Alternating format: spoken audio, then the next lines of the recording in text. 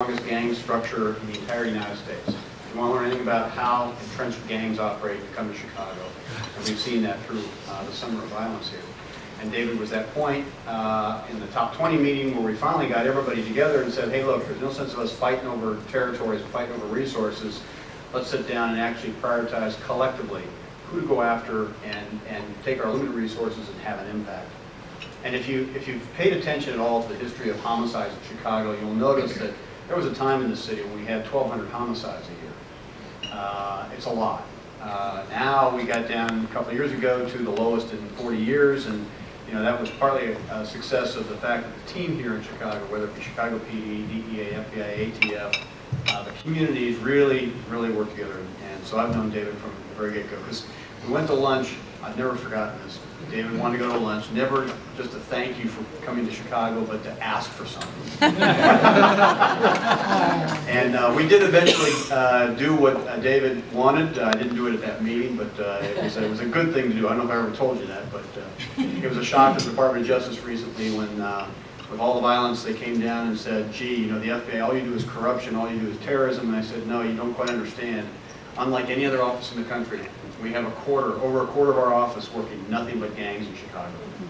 That shocked the Attorney General's office, mainly because we look at that as a huge threat to the civil liberties and civil rights of people here in Chicago.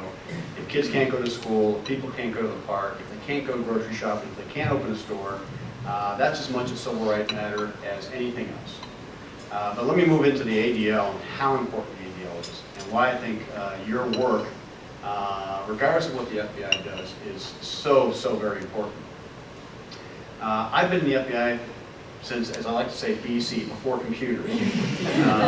And I came into the FBI, people asked me, why did I want to come into the FBI? And I was a young kid. I was raised by a single mother in a place in a time when it wasn't really fashionable to be single and raising children. And I saw firsthand a little bit of what happens to people who are looked at differently by society's institutions.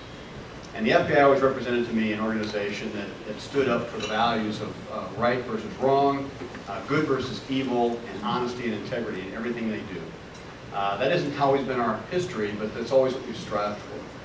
So I came in with very idealistic views of the FBI, and I saw firsthand in my first civil rights case what can happen when you are maybe not wanted. To give you an example of a corporation that when African Americans went to the door to look for an apartment, it was always locked at their reception room. You couldn't get in unless they buzzed you in. And if they saw you were African American, they would automatically ring the phone and let it ring so the person on the other side of the door would think nobody was in, to discourage them from putting an application into that apartment complex. And that's in my lifetime. That's something you would not imagine today, but it does happen. That was my first real experience with a civil rights matter as an FBI agent. I come to Chicago, and it's a post-9/11 world, and the FBI has to change. It has to think differently, it has to operate differently, it has to look at organizations differently. And I was a little bit intrigued by the first photo that Lonnie put up on the screen about the shooter up in Wisconsin. The fact that the ADL had a file, the fact that the ADL had records, brought me back to another famous case. It's not a civil rights case, but it's a famous case in Chicago, the family secrets prosecution of most of the leadership of organized crime. Famous case because most organized crime homicides in Chicago were never, ever solved. And I think in that case, we ended up solving about 30 some odd mob murders. We charged, I think, about 17. But at the heart of that case, and why this connects to ADL's record keeping, was we used records that the FBI had collected as far back as 1969. The fact that we were able to bring that prosecution here in the Northern District of Illinois wasn't a testament to the current prosecutors, although it was a great testament to them. It wasn't a testament to the current agents.